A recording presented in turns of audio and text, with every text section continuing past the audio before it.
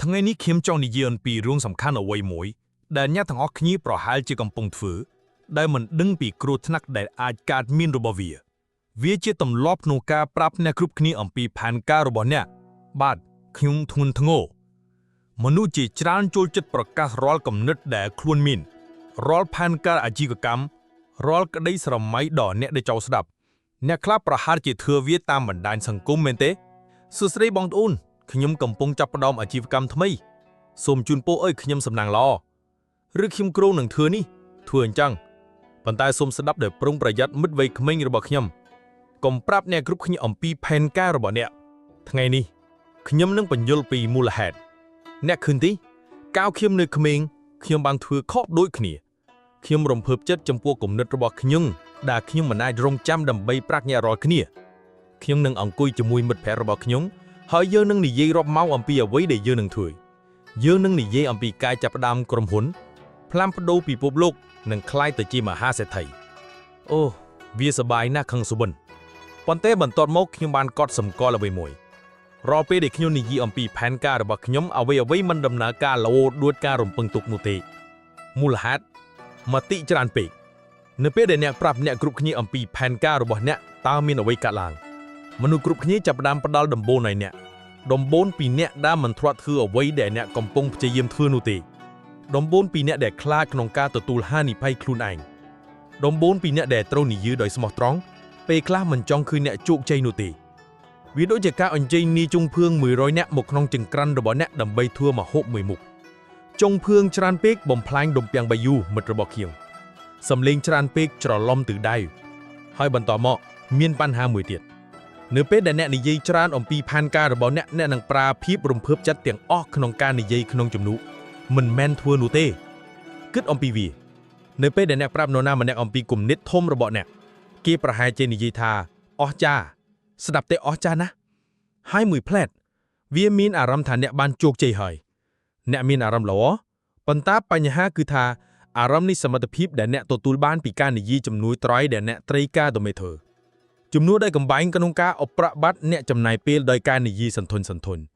จุ่มนู้ได้การเถือกาโดยควอลกบายกนงกาสวงโรคกาบันเจกดมโบระบขยมโรคกาสงบสงัดอนุญาตอ้อยสักกรรมเพียบระบเนี่ยเถือกานิยีเอลนี่เนี่ยคลาขนงจำนอมเนี่ยกำปงเกิดถาปัญจแจกตาไว้ครอบขนงกาใจกลุ่มเล็ดกลุ่มนัดระบขยมตาขยงกูแต่สมอยู่บอลเดตาขยงกูตัวตูลบ้านดมโบนปีเนี่ยเด็กกูอ้อยบารอมเดบาตีนี้คือจีกันไลน์ได้ปีบากตวัดปรึดเนี่ยกูแต่โรคการแนนวมปีเนี่ยออกนี่ปัญไตอยู่บ้านมันแม้นประกอบจีเหล่าอะไรเขียมไออุติฮามุยเนเบได้เขียมจับดามอาลีบาบามีนแต่มนุษย์มุยจำนวนโต้บ่มปุติได้เชื่ออาชีวกรรมอีคอมเมอร์ในขนังประเทศเจนแต่ในทวนทงอเดอินเทอร์เน็ตคือสำหรับประเทศโลกขังลิแจกมันแม้นประเทศเจนที่เขียมจำท่าครูระบอกเขียมเหมือนนักบานปรับเขียมท่าแจกประหารจีเนี่ยกูบรรโตการบ่งเรียนอาชีวกรรมคือประทอยเปกประสันบักเขียมบานสดับปูเก้ประสันบักเขียมบานเจรำเละจากคู่วิสัยปิ้งลิงระบอกเขียมจมวยมนุษย์กรุบนี้ให้อนุญาตไอ้ปูเก้ดักการซองไซในขังเจระบอกเขียมแต่เนี่ยคิดท่าอาลีบาบาหนึ่งมินทางไงนี่ติจีกาปนะมันแมนเต้ไปคลามนุษย์แดนในจุดเนี่ยบอมพอดคือชื่อมนุษย์แดนตุบเนี่ยดอยมันดึงคลูนมันแมนมอไปเก้มันสลายเนี่ยที่แต่มอไปเก้เมื่อมันคืนจากคู่วิสัยระบอกเนี่ยคือจีจากคู่วิสัยระบอกเนี่ยเวียจีรึงประตอลคลูนเวียมินแต่มวยกดพวกเกมันบานดาครองสบายเจระบเนี่ยที่พวกเกมันบานชูประเทศหนึ่งกลุ่มนึกระบเนี่ยก็ได้สุบันระบเนี่ยสิกริปรัถนาระบเนี่ยโดยเฉพาะตาเกอาโยลอย่างน่าทานเนี่ยกำปงพิชิยิ้มสำเร็จบานอย่างน่าแต่ในห้อยบานชิกยุงนี่ยี่ท่ากำปรับเนี่ยรอคเนียปีกลุ่มรุ้งระบเนี่ยมันแมนกรุ๊ปคเนียเตรียมคลูนสดับพวกเกเตมันแมนกรุ๊ปคเนียเตรียมคลูนเชื่อเลยเนี่ยตามระเบียบเดเนี่ยจูจักเลือคลูนไฮนูเตห้อยสำคัญบ่มพดมันแมนกรุ๊ปนี้สุดแต่มีสมรรถภาพดอดำบนมีตรำตรึยดอลเนี่ยเตจะการดำกรอบปุ๋ยเนี่ยมันดอกกรอบปุ๋ยเจนจีเรียงรอทั้งไงดำใบบังให้เนี่ยรอคเนียปีเอาไว้เดเนี่ยกำปงลุดลอสดีเตเนี่ยตกเวียเนื้อขนมใดเนี่ยสอยตึกเนี่ยไทยรักษาเวียห้อยทั้งไงมือเวียใครจีดำชื่อบอลตดมักให้มันตาเปียนุเตมันดูอายเคยเลือกพรในการปรังไพรระบอเนี่ยในเปียเดเนี่ยสงัดอมพิพานาการระบอเนี่ยเอาไว้มือเดมอสจากาดล่างเนี่ยกันแต่พดอดอารมณ์ชุบควายปีเอาไว้เดรตกิดให้ใหญ่จับประดามพดอเลือกการเงี้ยคนไหน នោះហើយជាពេលដែលវឌ្ឍនការពុតប្រកាសកើតឡើងខ្ញុំសូមចែករំលែករឿងកំ លែងជាមួយអ្នកនៅពេលខ្ញុំចាប់ផ្ដើមសាងសង់ Alibaba ដំបូងមានសម្លេងរំខានច្រើនមនុស្សគ្រប់គ្នាកំពុងនិយាយអំពីពួក .com អំពីរបៀបដែល e-commerce មិននឹងដំណើរការនៅក្នុងប្រទេសចិនខ្ញុំចាំថាចូលរួមកិច្ចប្រជុំអាជីវកម្មហើយមនុស្សនឹងនិយាយថា Jack អ្នកកំពុងខ្ជិះខ្ជាយពេលវេលារបស់អ្នកគ្មាននរណាម្នាក់នៅក្នុងប្រទេសចិនចង់ទិញទំនិញតាមអ៊ីនធឺណិតទេពួកយើងចូលចិត្តទៅផ្សារប៉ះផលិតផលចរចាតម្លៃ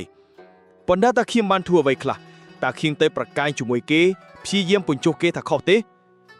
ខ្ញុំបិទមាត់ហើយខំប្រាំងប្រាញ់ខ្ញុំកាត់ទុកចក្ខុវិស័យរបស់ខ្ញុំនៅចិត្តបេះដូងរបស់ខ្ញុំហើយផ្ដោតទៅលើការសាងសង់អ្វីដែលម៉ស្ចាពួកយើងជាក្រុមតូចៗធ្វើការទាំងថ្ងៃទាំងយប់ញ៉ាំមីដេកនៅការិយាល័យពួកយើងមិនមានពេលនិយាយទេពួកយើងរវល់ពេកធ្វើការហើយទៀនថាម៉េចនៅពេលដែល Alibaba ចុងក្រោយបានចេញមកមនុស្សគ្រប់គ្នាភ្ញាក់ផ្អើលតើរឿងនេះកើតឡើងដោយហេតុម៉េចហើយខ្ញុំសញឹមខ្ញុំបានប្រាប់អ្នកហើយខ្ញុំគិតថាប៉ុន្តែខ្ញុំមិនបាននិយាយខ្លាំងទេប្រកាសណា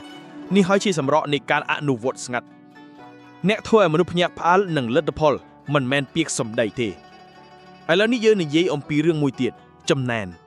នេះគឺជាការពិតមួយដែលលំបាកប៉ុន្តែមិនមែនគ្រប់គ្នានឹងសប្បាយចិត្តនៅពេលដែលអ្នកជោគជ័យទេតាមការពិតទៅមនុស្សចំនួនខ្លះនឹងចំណែនពួកគេប្រហែលជាសញ្ញឹមដាក់ផែតមុខអ្នកប៉ុន្តែជ្រៅក្នុងកម្រោនពួកគេមិនចង់ឲ្យអ្នកឈ្នះទេហើយអ្នកដឹងទេថានៅពេលដែលអ្នកប្រាប់គេអំពីគម្រោងរបស់អ្នកពួកគេអាចបំផ្លាញអ្នកពេលខ្លះពួកគេមិនដឹងខ្លួនផងខ្ញុំប្រហែលជាមិនជួបនឹងបញ្ហានេះទេអ្នកប្រាប់នរណាម្នាក់អំពីសុបិនរបស់អ្នក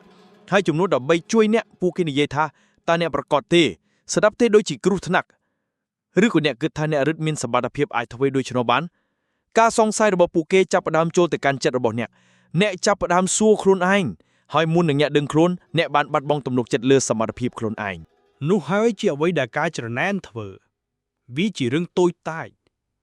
វាខ្លែងបន្លំហើយវាអាចបំផ្លាញក្តីសុបិនរបស់អ្នកមុនពេលដែលពួកគេចាប់ផ្ដើមដូច្នេះតើមានដំណោះស្រាយអ្វីសាមញ្ញកុំផ្ដល់ឱកាសឲ្យមនុស្សច្រណែនរក្សាផែនការរបស់អ្នកសម្រាប់ខ្លួនអ្នកអនុញ្ញាតឲ្យពួកគេស្វែងយល់ពីភាពជោគជ័យរបស់អ្នកនៅពេលដែលវាយឺតពេលក្នុងការបញ្ឈប់អ្នកឥឡូវនេះកុំយល់ច្រឡំខ្ញុំមិននិយាយថាអ្នកមិនគួរប្រាប់នរណាម្នាក់ពីផែនការរបស់អ្នកទេជាការពិតណាស់មានពេលខ្លះដែលអ្នកត្រូវការដំបូន្មានពេលដែលអ្នកត្រូវការមតិកែលម្អពេលដែលអ្នកត្រូវការបញ្ចេញគំនិតពីអ្នកដទៃប៉ុន្តែនេះជាគន្លឹះ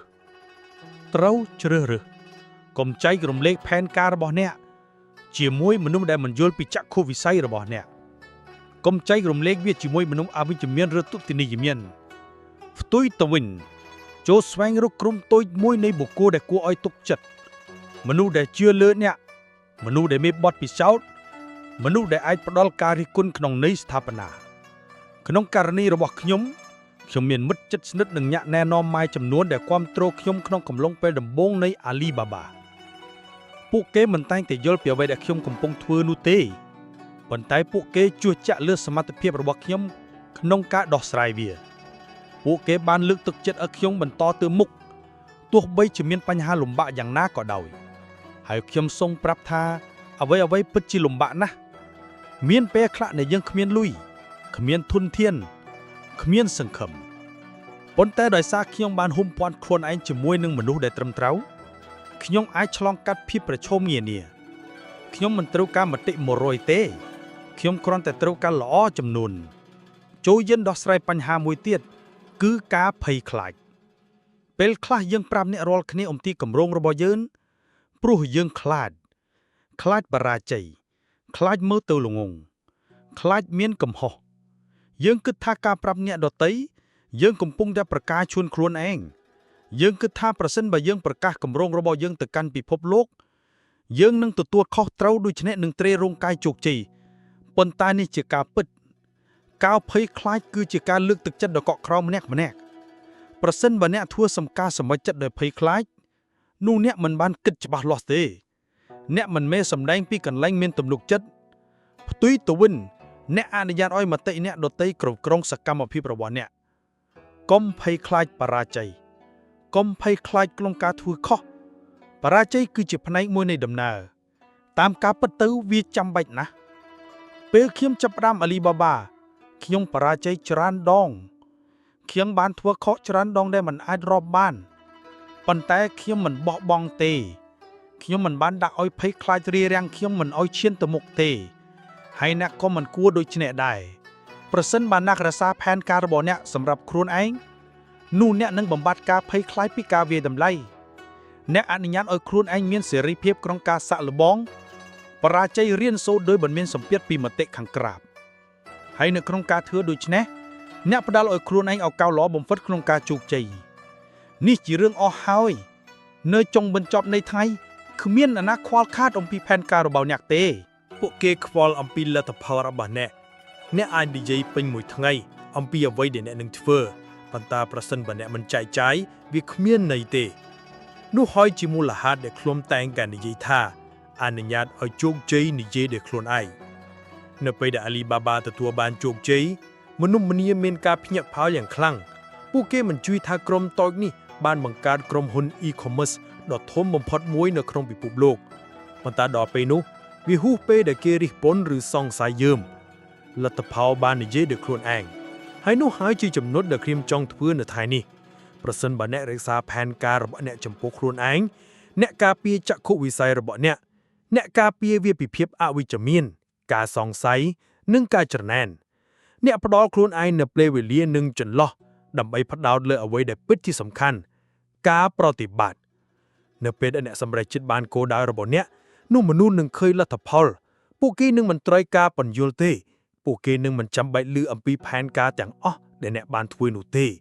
ពួកគេនឹងឃើញភាពជោគជ័យដោយផ្ទាល់ភ្នែកហើយនោះហើយជាពេលដែលអ្នកនឹងដឹងថាអ្នកបានធ្វើការសម្រេចចិត្តត្រឹមត្រូវដោយរក្សាភាពស្ងៀមស្ងាត់ដូច្នេះមិត្តវ័យក្មេងរបស់ខ្ញុំពេលអ្នកចាប់ផ្ដើមធ្វើដំណើររបស់អ្នកសូមចងចាំចំណុចនេះភាពស្ងៀមស្ងាត់គឺជាមហាអំណាចរបស់អ្នកកុំខ្ជះខ្ជាយពេលវេលាប្រាប់អ្នកគ្រប់គ្នាអំពីផែនការរបស់អ្នកកុំស្វែងរកការបញ្ជាក់ពីមនុស្សដែលមិនយល់អំពីចក្ខុវិស័យរបស់អ្នកកុំអនុញ្ញាតឲ្យភ័យខ្លាចជំរុញការសម្រេចចិត្តរបស់អ្នកផ្ទុយទៅវិញចូលផ្ដោតទៅលើការងារសូមឲ្យសកម្មភាពរបស់អ្នកនិយាយខ្លាំងជាងពាក្យរបស់អ្នកសូមឲ្យសេចក្តីជោគជ័យរបស់អ្នកភ្ញាក់ផ្អើលដល់អ្នកដែលសង្ស័យអ្នកហើយសំខាន់បំផុតគឺជឿជាក់លើខ្លួនឯងអ្នកមានអ្វីគ្រប់គ្នាដើម្បីជោគជ័យអ្នកគ្រាន់តែត្រូវផ្ដោតអារម្មណ៍រក្សាភាពស្ងៀមស្ងាត់និងបន្តជំរុញទៅមុខថ្ងៃណាមួយពេលដែលអ្នកបានសម្រេចក្តីសុបិនរបស់អ្នកមនុស្សនឹងសួរអ្នកថាអ្នកធ្វើរឿងនឹងយ៉ាងម៉េចចុះហើយអ្នកនឹងញញឹមពីព្រោះអ្នកនឹងដឹងថាអត្ថបទសេចក្តីជោគជ័យរបស់អ្នកគឺសាមញ្ញអ្នកបានរក្សាផែនការរបស់អ្នកសម្រាប់ខ្លួនឯងសូមអរគុណ